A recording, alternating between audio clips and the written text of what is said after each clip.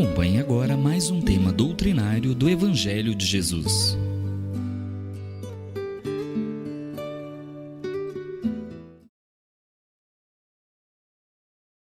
Meus prezados irmãos, boa noite a todos, que a paz do Cristo seja conosco. Antes da gente iniciar os nossos estudos dessa noite, nós só gostaríamos de pedir aos irmãos desculpa pela ausência do estudo do último sábado, em virtude, meus amigos, de uma gripe que eu estou fazendo tratamento, já estou bem melhor, mas que os sintomas estavam um pouco mais fortes, de tosse, expectorando, e o incômodo natural de um quadro de gripe.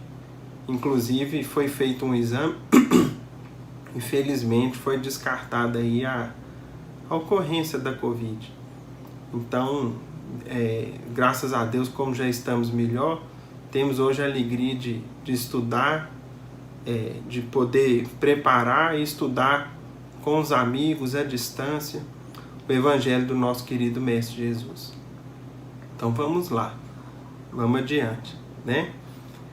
Meus amigos, hoje, conforme o primeiro vídeo que foi postado, na contribuição do nosso estimado amigo André, nós estamos estudando o capítulo 11 do Evangelho segundo o Espiritismo, em seu item de número 8. O capítulo 11 tem por título Amar o Próximo como a Si Mesmo. E o item 8 é uma instrução do Espírito de Lázaro, uma mensagem ditada por Lázaro em Paris, no ano de 1862, que tem como título A Lei de Amor. Nós precisamos, meus amigos, ter uma noção cada vez mais próxima do que vem a ser o amor ensinado pelo Cristo.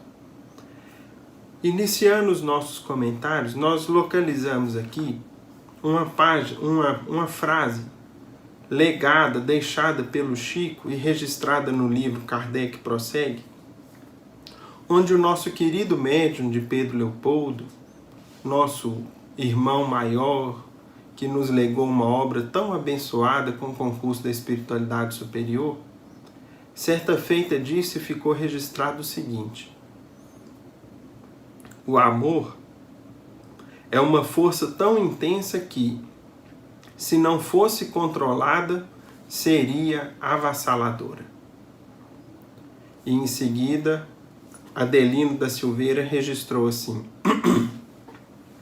o Chico nos ensinaria em seguida que o Criador controla essa força, compartimentando-a, dividindo-a em amor de mãe, de pai, de esposa, esposo, filhos, irmãos, amigos.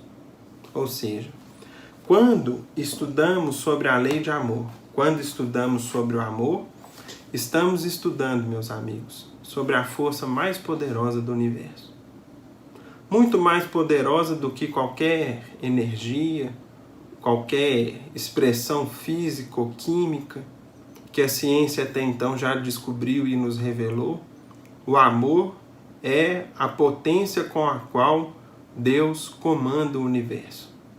Comanda as suas criaturas, a sua criação infinita, em seu mais pujante, em seu mais superlativo existência, ou seja, com toda a grandeza da criação divina. É por meio do amor que o nosso Pai, que o nosso Criador, a tudo comanda e a todos nos agrega numa direção comum. Pois bem, estudando o nosso assunto de hoje, nós temos também, meus amigos, a pergunta do Livro dos Espíritos, que vai nos ser muito útil para que a gente dê uma linha e desenvolva essa resposta nos nossos comentários dessa noite. Na pergunta 647, que é a nossa pergunta de hoje, foi perguntado o seguinte: toda a lei de Deus está contida na máxima do amor ao próximo, ensinada por Jesus? Resposta: certamente. Essa máxima encerra todos os deveres dos homens uns para com os outros. mas é preciso mostrar a eles a sua aplicação, pois do contrário deixarão de praticá-la, como o fazem até hoje.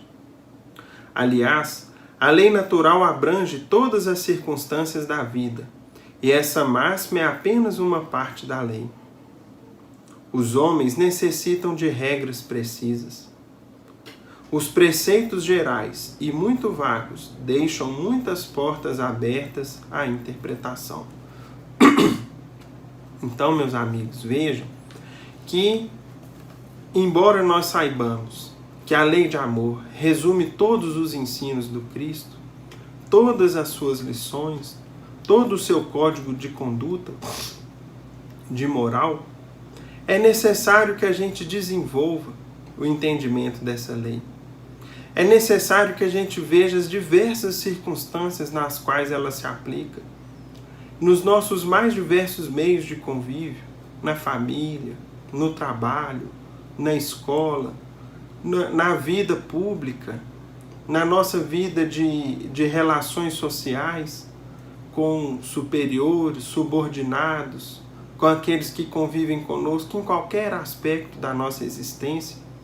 É preciso que a gente entenda o que nos compete, o que vem a ser o amor vivido e praticado em todos os campos da nossa vida.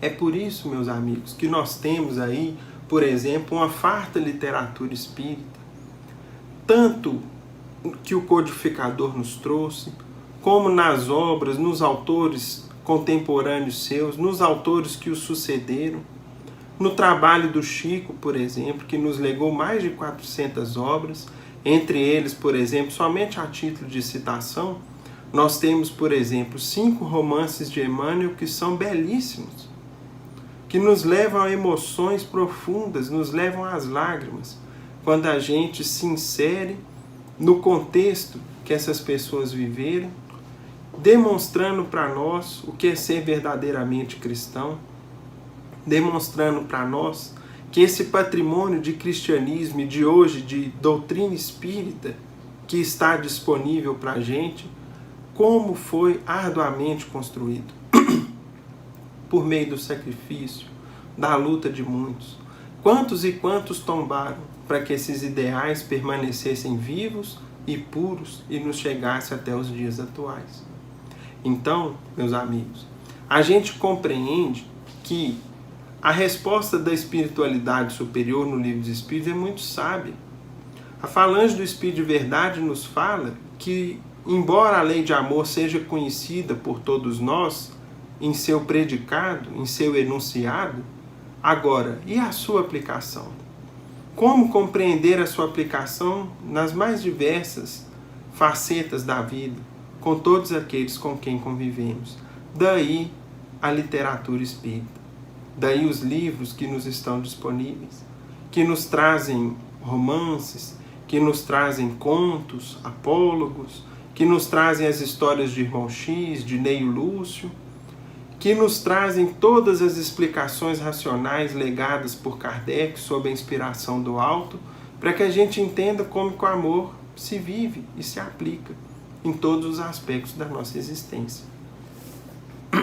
Indo agora, meus amigos, para o Evangelho segundo o Espiritismo, nós vamos ver que a explicação inicial do Espírito de Lázaro nos é muito útil para que a gente comece a distinguir o que é amor. Porque comumente muito se fala que é necessário mais amor, que é necessário amar mais. Mas que amor é esse? Qual sentimento está se referindo? A qual conduta se refere quando eu falo que eu amo alguém ou que a gente deveria amar mais os nossos semelhantes? Nós vamos ver que há diferenças.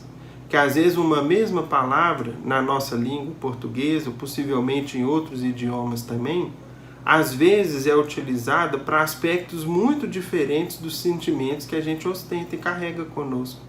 E daí a necessidade do melhor entendimento da nossa parte. Então, no início da mensagem, o Espírito de Lázaro fala assim com a gente. Em sua origem, o homem só tem instintos.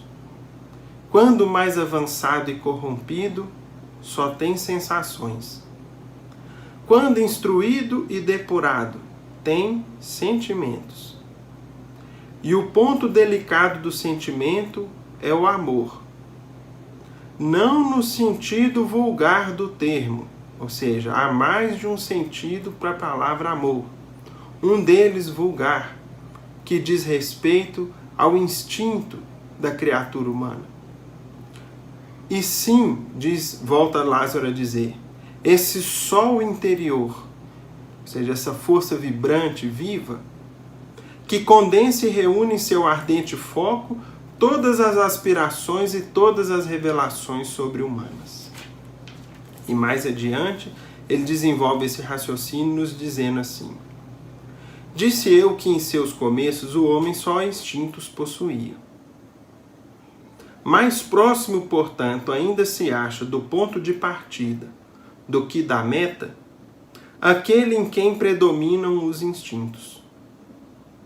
A fim de avançar para a meta, tem a criatura que vencer os instintos,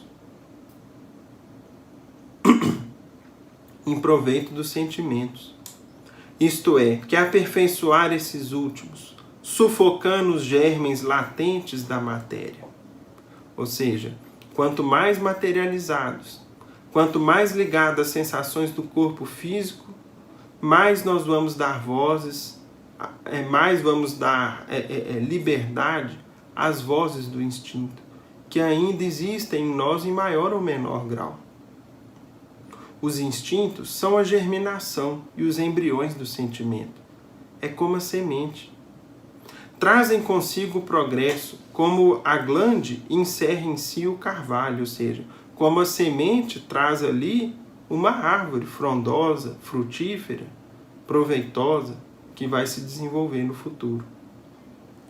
E os seres menos adiantados são os que, emergindo pouco a pouco de suas crisálidas, se conservam escravizados aos instintos. O espírito precisa ser cultivado como um campo. Então, meus irmãos, nós vemos aqui que na nossa marcha evolutiva, dentro da senda de progresso em que nos encontramos, existe uma escala que diz respeito ao nosso mundo íntimo.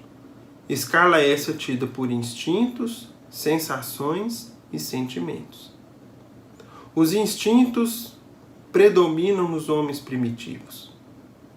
Predominam, e a gente tem fartas descrições deles nos primórdios da humanidade, e infelizmente ainda hoje, vez ou outra, agimos mais ou menos de forma instintiva. O que é, por exemplo, a cólera? É uma reação desenfreada nossa de raiva, no qual a gente não mede as consequências e muitas vezes provocamos danos inimagináveis a quem, por exemplo, nos ofende ou nos prejudica. O que é o sentimento de ódio? É um amor envenenado, onde a gente, dantes, tinha por uma pessoa ou por um grupo de pessoas um sentimento de afeto, de amizade, e aquilo ali, às vezes, pelo nosso orgulho ferido, por muita suscetibilidade, muito melindre da nossa parte, a gente acabou permitindo que houvesse ali uma transmutação, uma piora, e transformamos aquele afeto em desafeto e às vezes cultivamos e damos alimento a esse sentimento infeliz que nos assemelha ao bruto.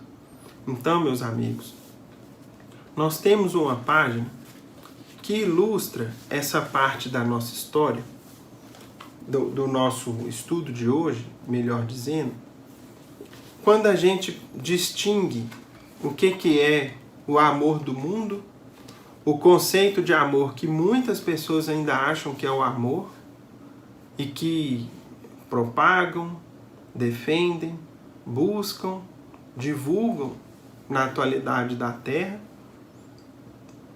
do amor que Jesus cultivava, que o Mestre nos ensinou. Tem uma página de Irmão X que está no livro Contos e Apólogos, em seu capítulo 18, que tem como título No Caminho do Amor. Em Jerusalém, nos arredores do templo. A adornada mulher encontrou um nazareno, de olhos faiscantes e lúcidos, de cabelos delicados e melancólico sorriso, e fixou estranhamente. Arrebatada na onda de simpatia a irradiar-se dele, corrigiu as dobras da túnica muito alva, colocou no olhar indizível expressão de doçura e, deixando perceber nos meneios do corpo frágil a visível paixão que a possuíra de súbito, abeirou-se do desconhecido e falou aos seus ouvidos, baixinho, de forma muito particular. Jovem, as flores de Séforis encheram-me a ânfora do coração com deliciosos perfumes. Séforis, meus amigos, eu fiz uma rápida pesquisa, era uma cidade na Galileia, que inclusive era uma cidade importante, um centro administrativo da Galileia. Possivelmente ela provinha de lá, né? E fazia aqui referência às flores, e aquela região da natureza era uma região belíssima, como comenta pra gente, por exemplo, Emmanuel no livro Há 2000 anos. Era um dos recantos mais floridos, mais lindos da natureza à sua época. Hoje é quase um deserto, os arredores do Tiberíades, né? do lago de Genezaré. Tenho felicidade ao teu dispor em minha loja de essências finas. Indicou extensa vila cercada de rosas, à sombra de arvoredo acolhedor, e ajuntou.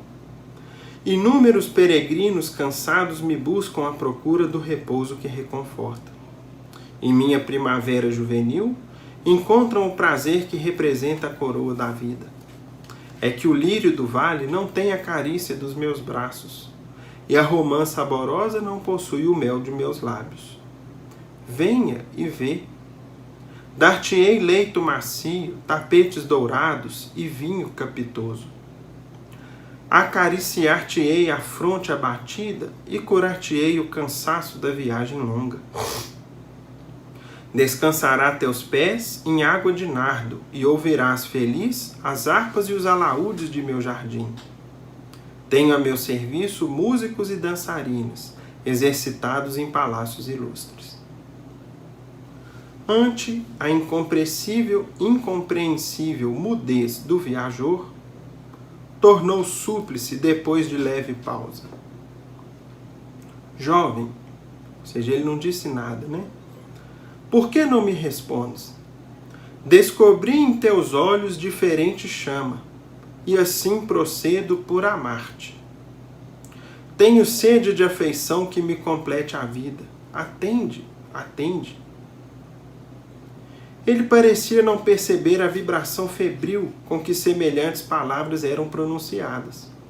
E notando-lhe a expressão fisionômica indefinível, a vendedora de essências acrescentou já um tanto agastada, ou seja, já irritando-se, né? Não virás? Constrangido por aquele olhar esfogueado, o forasteiro apenas murmurou. Agora não. Depois, no entanto, quem sabe? A mulher, ajaezada de enfeites, sentindo-se desprezada, prorrompeu em sarcasmos e partiu. Passados 2 anos, quando Jesus levantava paralíticos ao pé do tanque de Betesda, venerável ancião pediu-lhe socorro para infeliz criatura, atenazada de sofrimento. Ou seja, uma velhinha a bordo do Cristo pedindo socorro para um aparente, né? Possivelmente sua filha, passando por um sofrimento atroz.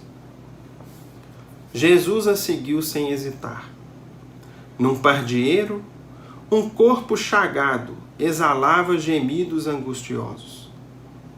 A disputada mercadora de aromas ali se encontrava carcomida de úlceras, de pele enegrecida e rosto disforme. Feridas sanguinolentas pontilhavam-lhe a carne, agora semelhante ao esterco da terra. Exceção dos olhos profundos e indagadores, Nada mais lhe restava da feminilidade antiga, da beleza, da juventude. Era uma sombra leprosa, de que ninguém ousava aproximar-se. Fitou o mestre e reconheceu-o. Era o mesmo mancebo nazareno, de porte sublime e atraente expressão. Ou seja, era aquele a quem ela havia feito o convite 2 anos antes.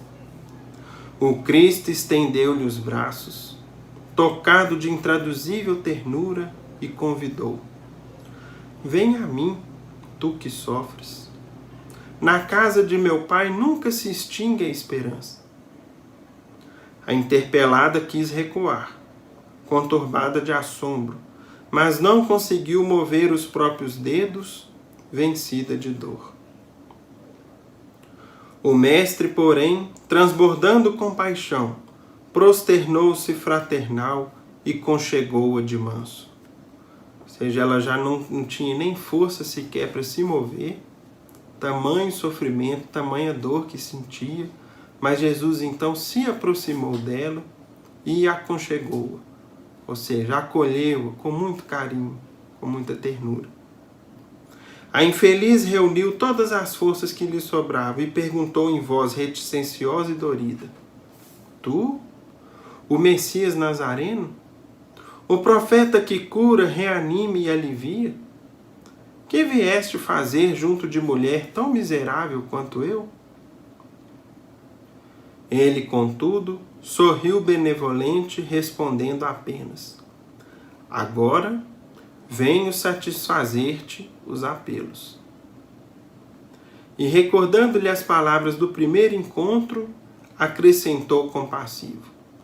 E Jesus então acrescentou ao que dizia a ela o seguinte: Descubro em teus olhos diferente chama, e assim procedo por amar-te.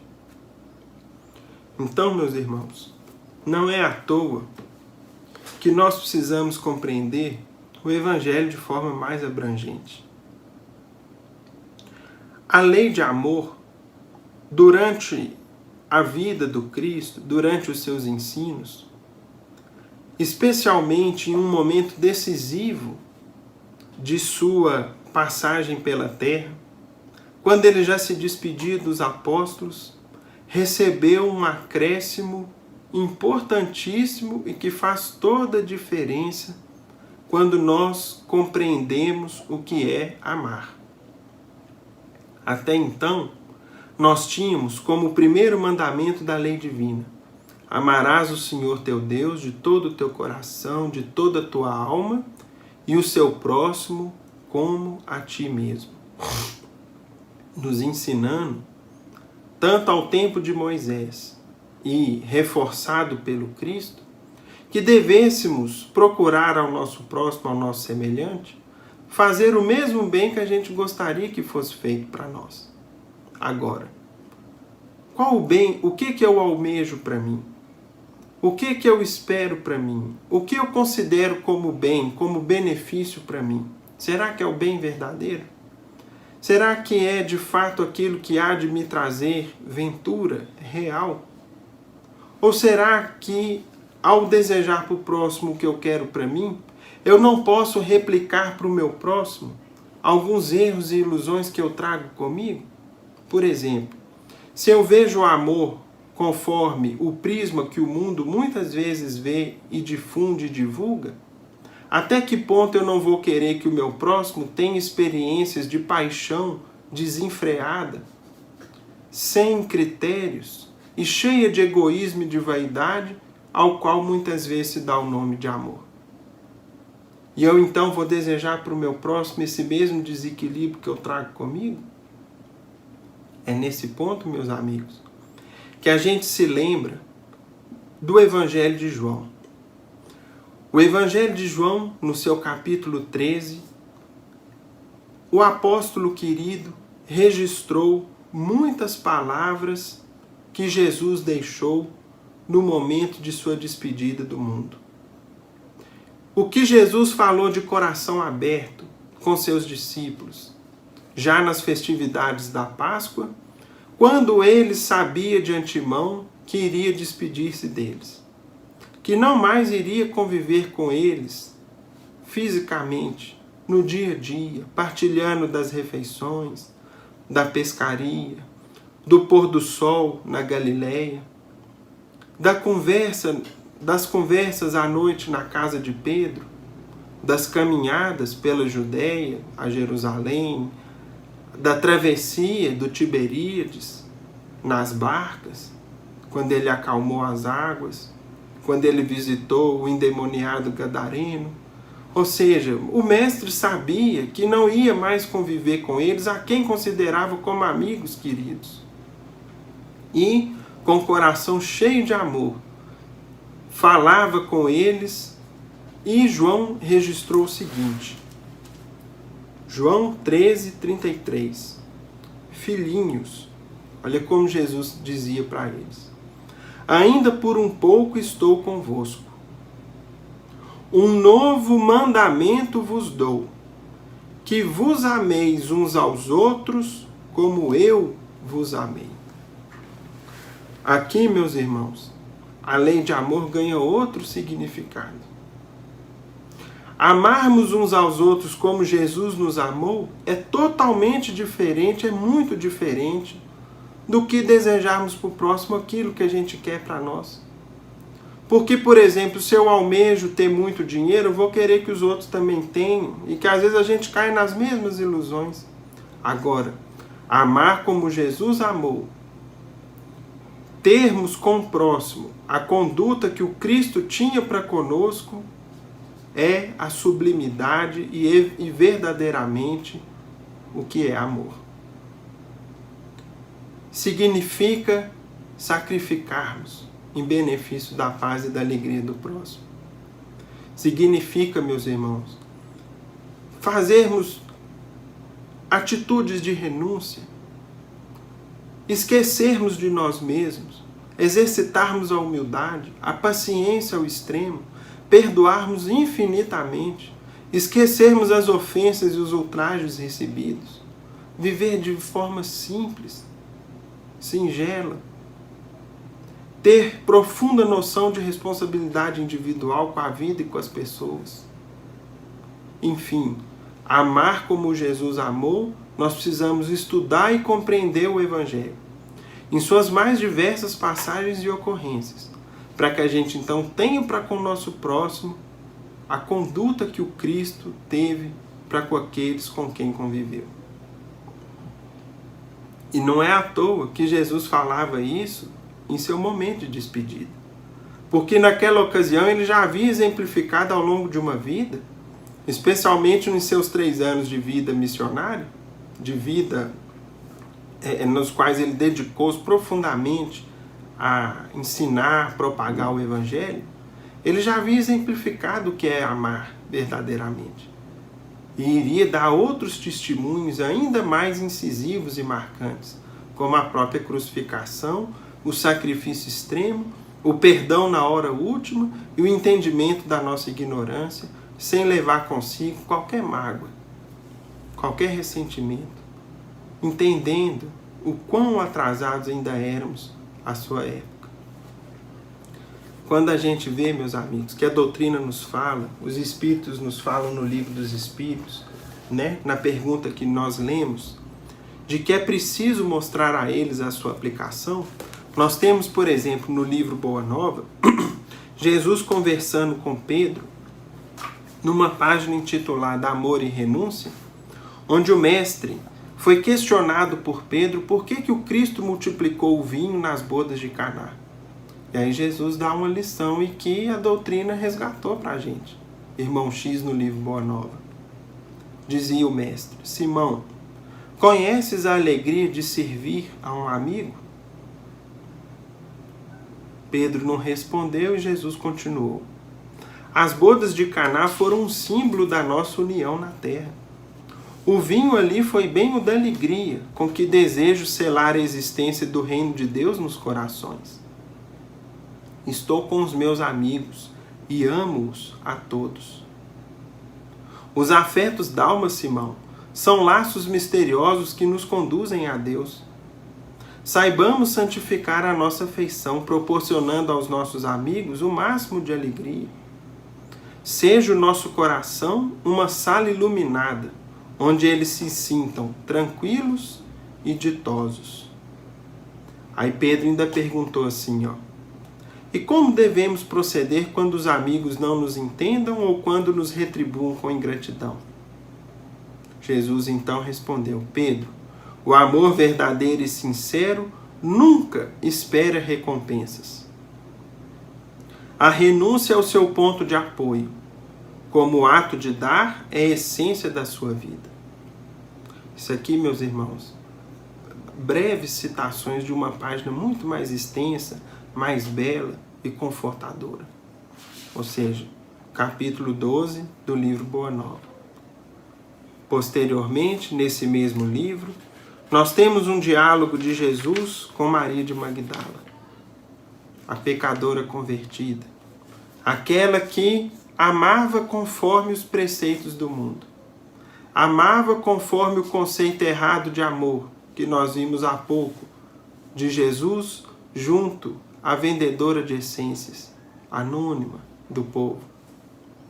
E Jesus junto de Maria, após saudá-la, iniciar uma conversa onde ela o procurou em particular, dizia para Madalena, já mais adiante no diálogo, o seguinte: a criatura que verdadeiramente ama conhece a renúncia suprema a todos os bens do mundo e vive feliz na sua senda de trabalhos para o difícil acesso às luzes da redenção.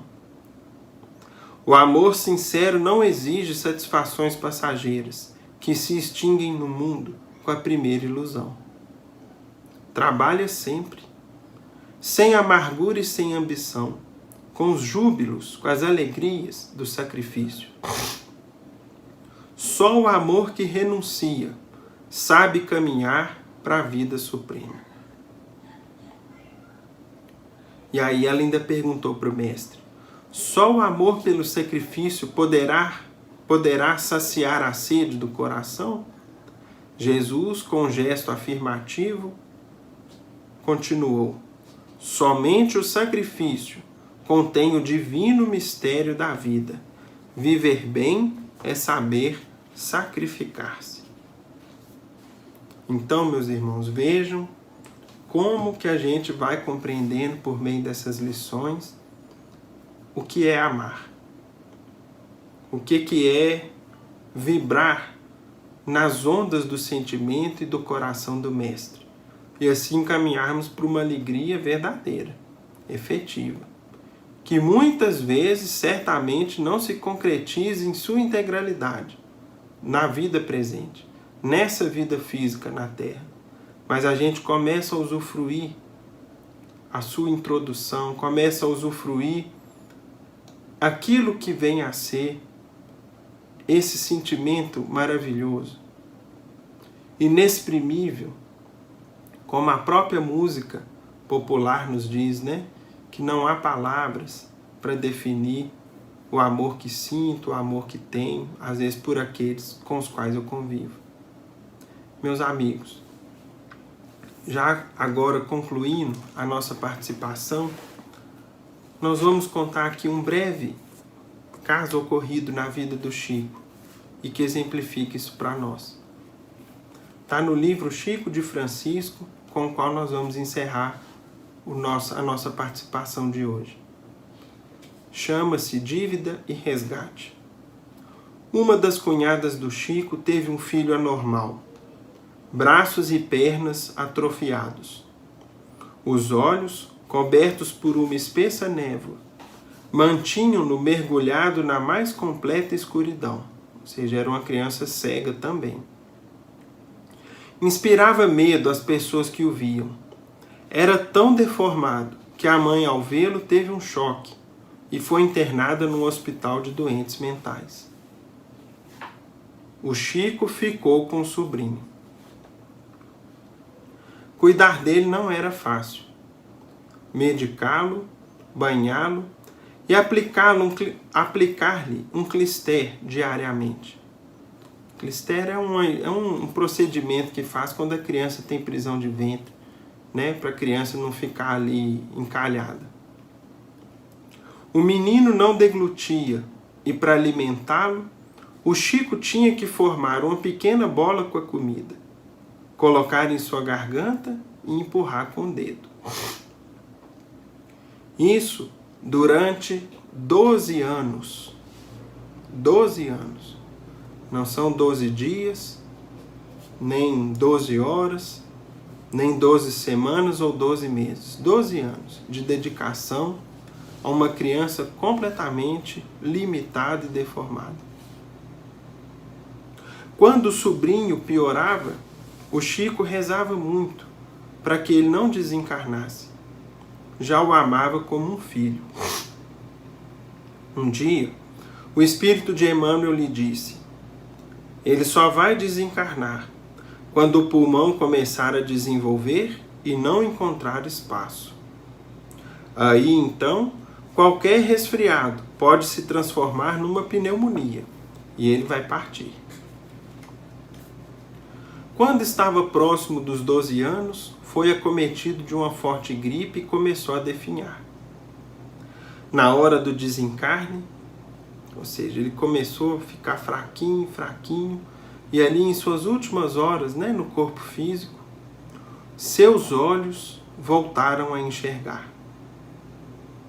Ele olhou para o Chico e procurou traduzir toda a sua gratidão naquele olhar. Emmanuel, presente, explicou: graças a Deus. É a primeira vez, depois de 150 anos, que seus olhos se voltam para a luz. As suas dívidas do passado foram liquidadas.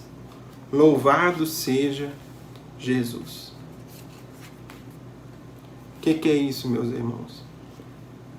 A força do amor verdadeiro.